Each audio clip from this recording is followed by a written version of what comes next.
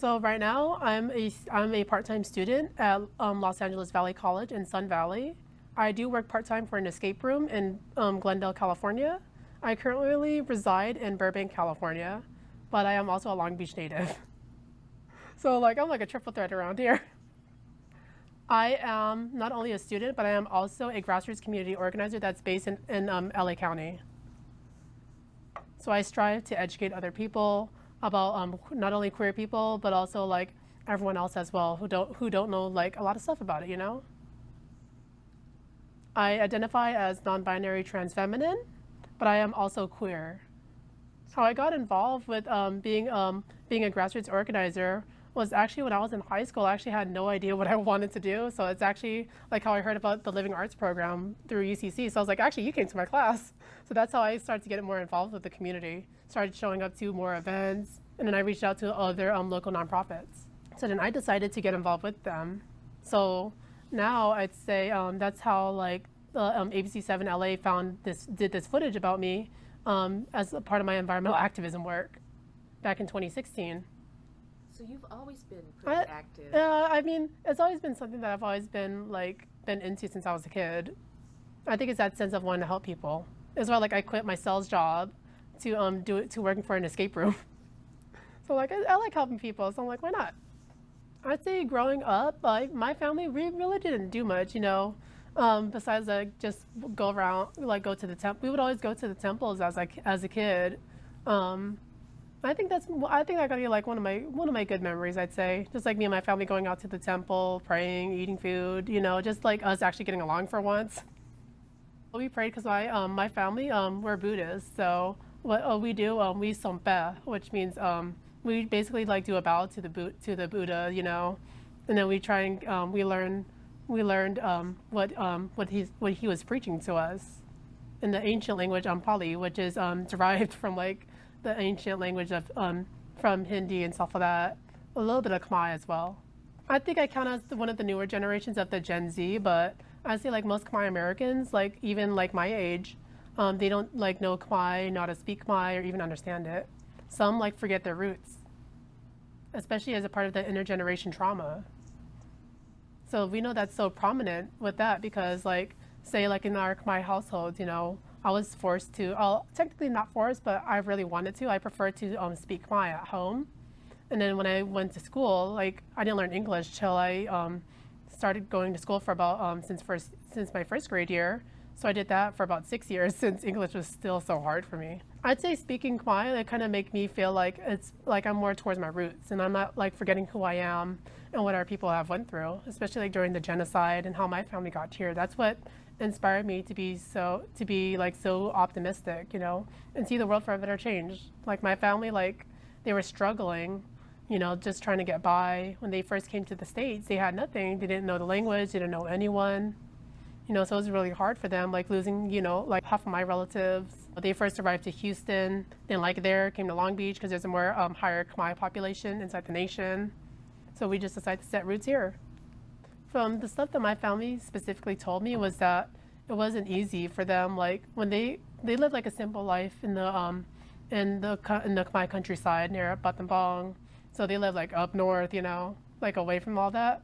But then as soon as that happened, like my mom, she was just a little kid, you know, she didn't know what was going on. And then like they were just so confused and just so lost that, you know, the country was run from communism. So seeing that was like really sad for them, you know. Like my mom, she had like when they got separated, they met each other at the Vietnam border. That's actually like the story from my grandma. Actually, from what she told me was that her and her sister, they lived like in a tiny little village together, somewhere near Kampong Jam. From what she told me, is that she was raising like my mom, she was raising and like my mom's sisters and stuff like that. So like my aunts, they were all like just playing around with each other, you know, like any other kids, right? And then sooner or later, you know, when all that happened, the military came, you know, that's when communism started to take over the country. Then my family got separated from each other. So my mom, of course, like the concentration camps that you heard of, she went there, you know, did not like it. You know, and I believe she was like 5, 6. You know, it was terrifying for her. And especially like during that time, you know, She didn't know anyone. That's when my grandma, she met my step grandpa, from what she told me. Said she got remarried again. As always, she got remarried. So she actually met him because he was one of the soldiers for I believe for Vietnam or Cambodia. One of the nationalists who actually like helped us. So I was like, I mean, it's a cute love story. I was born in Long Beach, but then I spent most of my childhood in Paramount. So where where I spent most of my like elementary school years and my middle school years, that definitely wasn't easy since I still didn't know that much English that much. Not a lot of like probably the only my family there, since most of that community is a bunch of Hispanics, for demographic wise. But from what I remember is that it was just really hard, like just like asking for help, Like my family, we were just struggling to get by, I mean, like the government can only do so much. We didn't like it since like I kept on being bullied a lot, not just because of me, like me being myself, and especially as a little kid, Of course, I get traumatized from that. I always get picked on, especially as a little kid.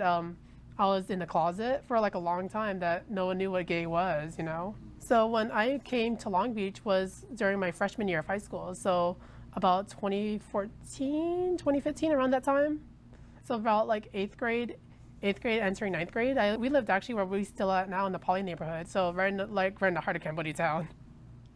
I'd say going over there, it kind of made me feel like at home because, like I met a bunch of like Khmer people at school, and I kind of like started feeling more comfortable. But then again, the bullying still happens. So I'm like, it's still ridiculous, but not just because like I was just Khmer, but just because like, I was still in the closet and I wasn't ready, like let alone for myself or even to socially transition. Like it's that state of like being terrified for who I am. But I'd say like when I went to school, like just seeing like, because Poly would always host the intercultural fair every year, like seeing other cultures get together and form like a whole rally and stuff like that with like dances and food. Like it just shows that even as a community we're still together, It just shows how far we've progressed. So that's what I like about Long Beach. It's really diverse. It's really like inclusive, and I'd say it's still my home, May we ask about your coming out story? Yes. I was wondering if that was going to come. I was wondering when that was going to come. So coming out, it actually wasn't really that easy for me, because with Khmer people, we have this like thing where Khmer people are normally seen as like the cis heteronormative like traditions where like, you have the man and the woman and stuff like that, and with like childbearing and everything. So very, very, very, very straight and everything. So I'm like, yeah, no, that's not me. But then with my family, I didn't even come out to them. Like, it was just so hard for me to even say I'm gay, without like the fear of being disowned or them not wanting to do anything with me and cutting ties with me. Because I know that would happen, especially like even if you were like in Cambodia or even here, like there's like, I believe like a huge population of like a lot of queer people getting disowned from their family members, especially from what everyone believes in. But as time progressed, everyone is starting to be educated about themselves. And that's, I just I learned that the hard way. Like when I first came out to my family, it was actually through the ABC7 LA piece that they did on me for my for the Cool Kids segment. So that's actually how I came out to them. Like, I guess I can come on the news. So I'm like, I gave them permission for that. So I'm like, okay. When was that? September 2016. So that's when they did the video of me. That's when they shot the video of me at the beach. So I'm like, okay. My family ended up seeing that. So I'm like, yeah. They kind of already knew. Like, yep. I'm like, beats me having to say I'm gay. They saw the video, and then I made. Of course, I started to like post it on Facebook. So I'm like any other kid, before like Instagram was around and it wasn't that popular. So posted on Facebook. My family read it. Yeah, they did not appreciate it. They did not like it that I decided to come out to everyone else instead of them. So, I think they kind of got hurt about it, but I'm like, yeah, it's okay. But then sooner or later, they started to like slowly accepting me and supporting me for who I am. So I'm like, that's what I liked about it, It's like slowly but surely. but still like my grandma and like there's still like a couple of people who won't be as supportive as much, you know. But you know, it only just shows like only time tell. Like my extended family supports me, but not my immediate family, you know. So I'm like I was bound to like to face that at some point. Before like I socially came out to them, I didn't actually started to medically transition until I turned 18. That's actually when I started to get like my name change in order. I've had a lawyer of mine who actually did it for free. So I was like, oh, that was a huge help, you know. So that's when I decided the name Amber is what I want to stick with, and everything just started to go smoothly from there.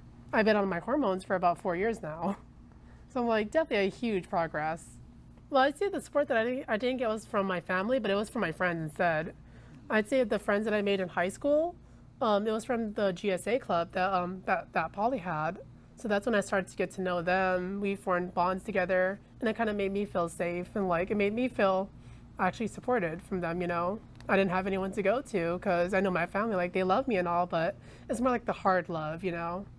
It's like we love you, but get your shit together. So, you know, it's like you got to learn your lesson, you know. I think that's the type of support that I got. Not from my family at first. I mean, the support that I got from my family was like later on, like say a couple years later, I got it from my aunt. And then that's when my aunt and my other aunt started to support me and my uncle. They started to educate themselves. They asked me a bunch of questions, you know, like, why is this, what's that, you know. So I was like, they asked me like a bunch of questions. I showed them a bunch of videos. I had like a little PowerPoint and everything. So, you know, I was like ready to show them, like, yeah, I've had this ready for a couple of years now. It's about time I show it. What inspired you to make a PowerPoint? Well, I'd say because like my people are very logic. So I got to show them some numbers and everything. So like show them a pie chart and everything. So yeah, you know, and a bunch of images. There's this video on YouTube about a bunch of like a bunch of my queer couples on YouTube about that. There's like this video of on their coming out story. So I showed them a bit of that as well. So it showed that they wanted to like to learn more about the community. So like that honestly made me feel a lot more supported. Now as an adult, I'm like really grateful for that, you know. I haven't completely lost my family, but I still have them, you know.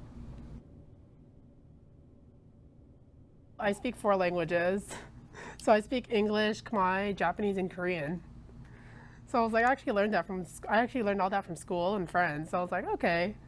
So I thought like learning these languages, it would teach me that that, you know, with time, you know, like as I said before, with time, you know, you just gotta like slowly like learn more and more. Like, you know, like if you don't use it, you lose it, you know. I'd say that with learning these languages, I learned more about the cultures itself and like their traditions, and not the food, you know, the clothes to music. I think it's like the beauty of it. You know, the saying, the beauty is in the eye of the beholder, right? So that's what I see. It's not like you're wearing rose-tinted glasses, you know, but the world that you actually see right now, with like everything that's going on, especially like with the Asian hate that's been happening in the Bay Area. You know, I mean, I'm still fearful for my life as well, like let alone being a trans woman of color, not to mention being queer and Asian too. So I'm all like, that's what I'm still feared for. But then again, I try to educate other people. If they want to throw hate, you know, I'll start to educate them. You know, be like, I don't want to get into a fight, but if I have to, I will. But you know, no, girl, gotta protect yourself. But I'd say what I want to do is I want to educate other people about our community, and you know, to be the voice of the voiceless.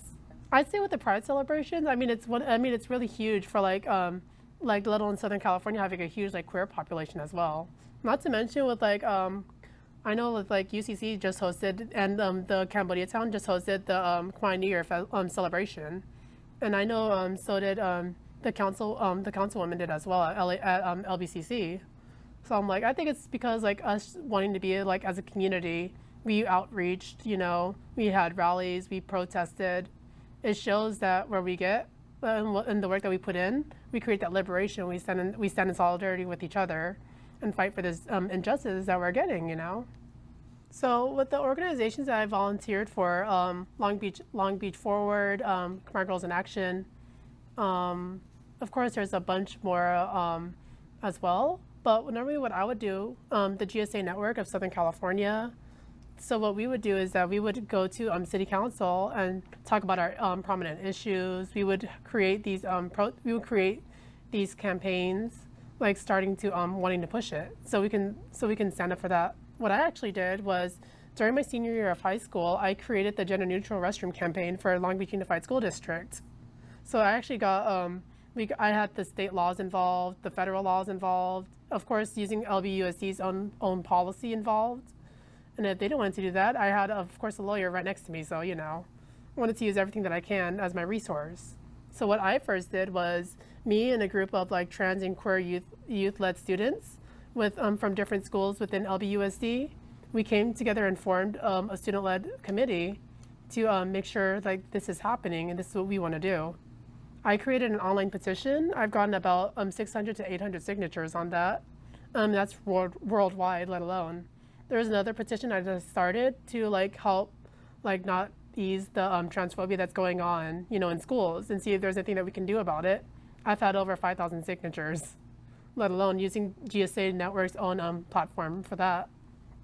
So I thought what we did was I created these petitions. I decided to go down to LBUSD's like Board of Education and talk to had a meeting about them. We actually had Dr. Tiffany Brown get involved, and she's the superintendent school leader. So she actually was the one who supported us the most. Her and the GSA Network, the LGBT Center of Long Beach. So that's actually how we had the foot in the door and just pushed it. Nowadays, right now, since I graduated from Poly, I know that my legacy that I left at Poly is still growing. So now we have a couple gender neutral restrooms in Long Beach Unified School District, but also working on gender neutral facilities as well, like locker rooms. I believe they're doing it at Wilson as well. So, just seeing like the progress that we've done with the campaigns and getting, like what you said, the local office involved, it shows that we're able to stand in solidarity and fight for our right, because it's a human right.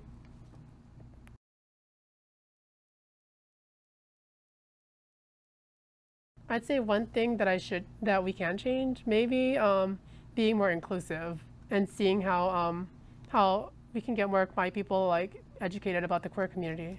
I think people should take that initiative to learn more about the queer community. That we're here, and we're not going to go away anytime soon.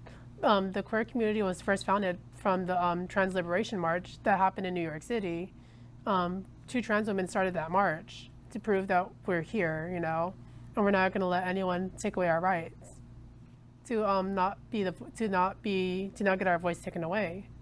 But how I wanted to see is that if people can go to events, go to their local LGBT centers, even their local Khmer centers, to learn more about the cultures, the history, everything about it. It shows that you're a true ally about that. Like you're willing to open yourself up and be more inclusive and be more diverse. I think it's the will that you want to do it. And if you're not willing to, it just shows you're not willing to change for anyone. You're just kind of stuck in your own world. That's how I see it. I'd say being Khmer American, it's one of my many identities. It's one of my many identities, not only like being queer and trans, but I'd say being Khmer I can align more with than being American itself, I know that I was born and raised in Long Beach, but then again, that doesn't really really mean that much to me, besides like keeping my residency and my status here. But I think just knowing more about like my family's roots and my family's origins, learning about the Khmer Kraham, so learning more about the genocide, being able to speak the language, and like learning more about my own culture, the traditions. I think now that I'm knowing more about it, it's showing more results in my life, Just like it's like that's the most important aspect about me. Just like keeping my Khmer roots down. It's why I try to speak as much Khmer as I can, to not forget it, Like not most Khmer Americans nowadays know about their roots, and I kind of want to educate them about that. I mean, what I love about being Khmer itself, besides I like the music, definitely like the traditional clothes that we wear, seeing our culture come together, our rich culture, seeing like the Robam and seeing like the dances, it's really amazing. It's truly magical.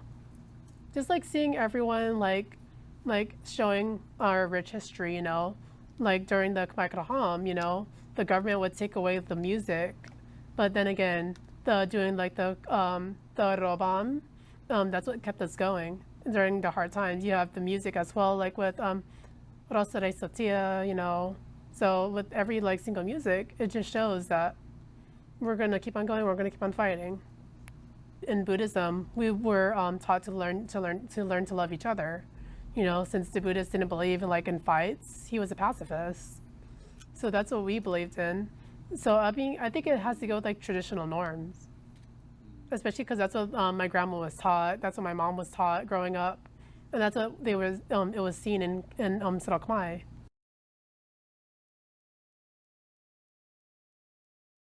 So that's why I like being Buddhist. You know, we're like so accepting and loving to each other that we'll welcome anyone to the temple. You know, like if they want to learn more about it, sure. Just like try and learn the language, but I'd say with the stuff that I was taught with my generation is that I was taught to be more accepting and more open.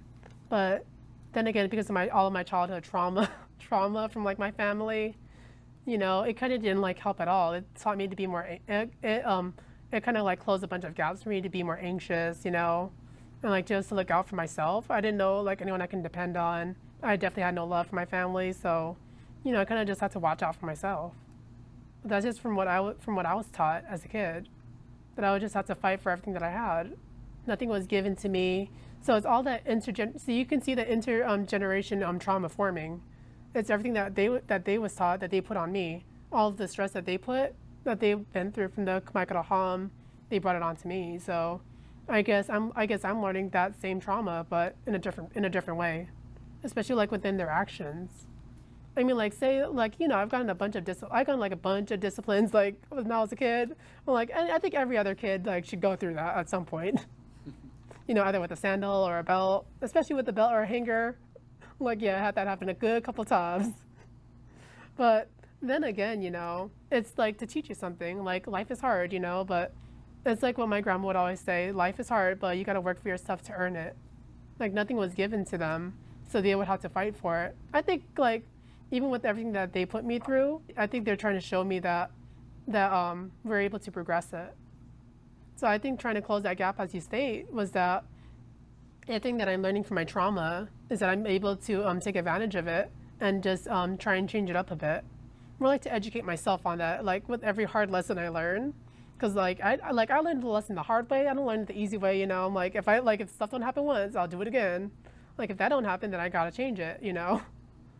I mean, sure, call me stubborn, you know. I'm like, it's in my DNA. So. But I'd say that it's trying to be able to make sure that what we learn is what we're able to put forth.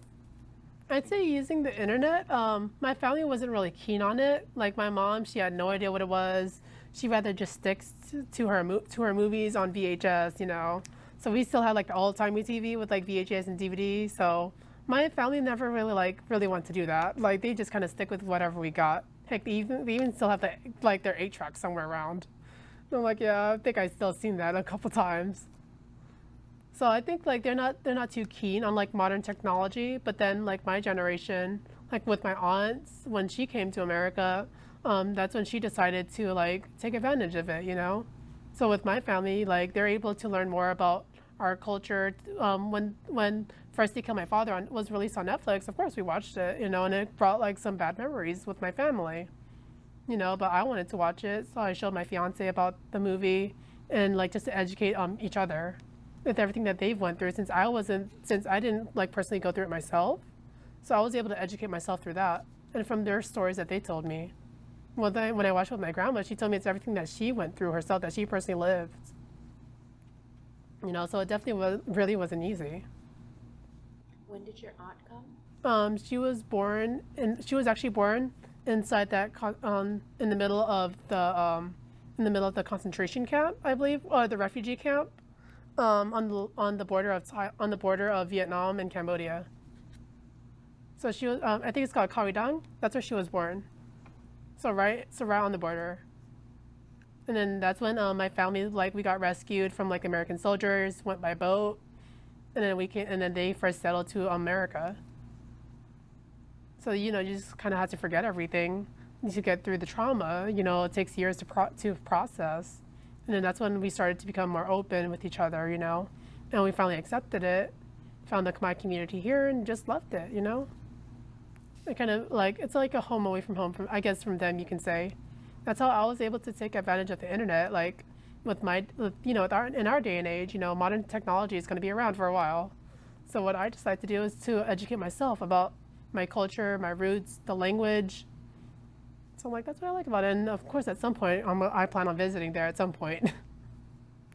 I'd say what gives me hope for the future is like seeing like even the younger kids speak Khmer, or even like seeing the younger generation like wanting to be interested to like show up to events, you know, like say if like UCC hosted another like event, if I see like any like young kids there, you know, it kind of gives me hope. Or if they like say even see it on social media, like social media, it tends to be a huge thing with like the younger generation and the newer generations, you know, and that's what everyone's see nowadays. So if we're able to like to market it and put it on there, then it shows that they're willing to learn more about it. That's kind of what I see. Like we can take advantage of that. I think it's trying to keep the culture alive. But if I'm able to like teach probably like a course about like the language, the history, you know, even our traditions, by being able to like even like host events or even attend events, just like to, what I plan is probably like to keep the legacy alive, you know, and keep our roots here. I think that's kind of what I'm hoping for the future. It definitely wasn't easy, but where we've come, you know, we've all came a long way. We've evolved, you know, slowly, time will tell.